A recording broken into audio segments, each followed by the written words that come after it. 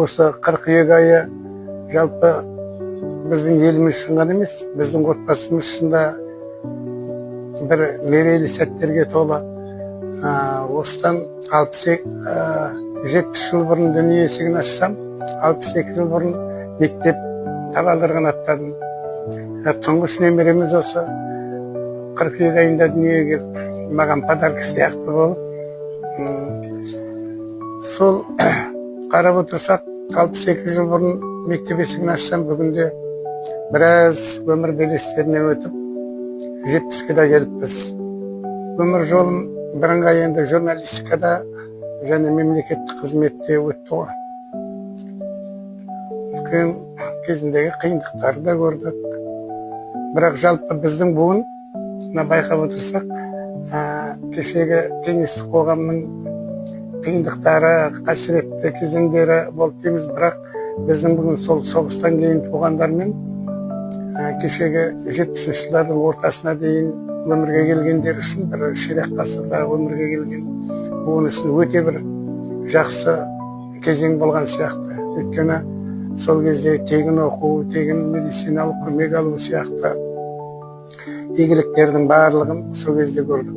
Оған дейін соғыстың кезінде қиын болды, кешегі тәуелсіздіктен алғаннан кейін тағы да қиындықтар болды. Жалпы мен тұрмыстық жағдайларын айтамын, әлеуметтік жағдайда. Сол тәуелсіздікке не жетсін, бөлек мемлекет болғаныңа.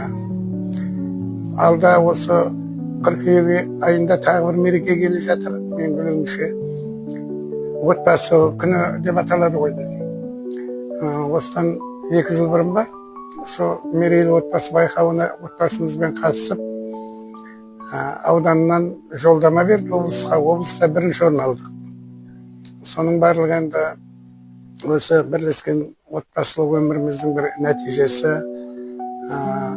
Балаларымыздың бәрі де жоғары білім алды, келіндеріміз де сондай, немерелеріміз өсіп жатыр. Сондықтан енді ақсақалдық жасқа аяқ басқанда соның барлығына шүкір дейміз.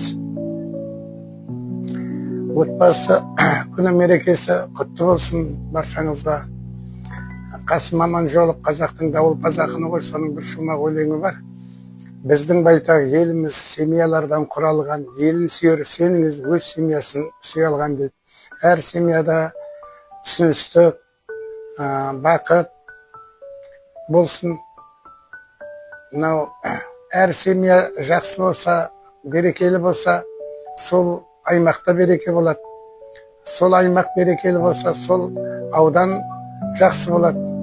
Сол аудан жақсы, берекелі, бір ынтымақты болса, бүкіл елде ынтымақ болады. Сонда бірінен бірі туындайтын бір салалы нәрсе ғой.